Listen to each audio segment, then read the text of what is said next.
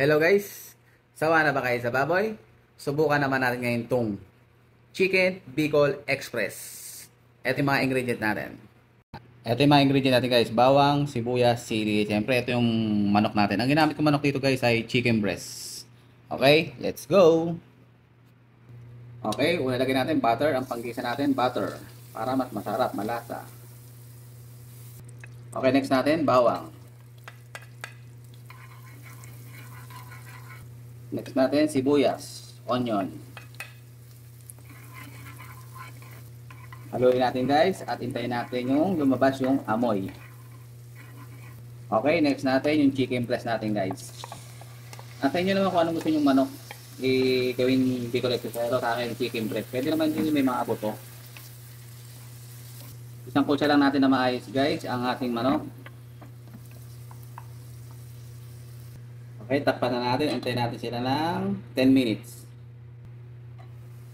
Ayan. Lagyan natin ngayon ng bagoong. Ginisang bagoong guys ha. Nalagay natin dito. Tapos haluin natin para kumalat yung lasa ng bagoong. Ginisang bagoong yan guys ha.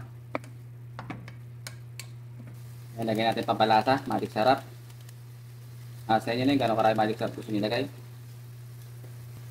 Lagyan natin ng black pepper guys. Sa inyo na gano'ng karami black pepper gusto nyo. Tapos haluin natin. Malat ang lasa. Ayan natin. Ayan guys, lagyan na natin yung pampasarap. Yung ating Bicol Express. Sili. Pahabol pa yung pula ha. Tapos haluin natin guys. Halo lang ng halo. Okay ngayon, lagyan na natin yung ating coconut milk. Ang ating gata. At sa inyo, gaano karami gusto nyo. Tapos tatakpan ko lang yan guys ng mga ilang minuto.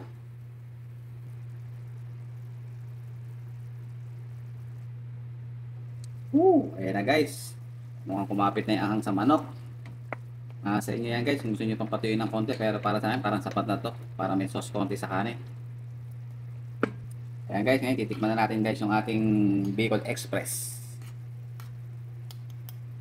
Ayan guys, tikman na natin yung Bicol Express natin.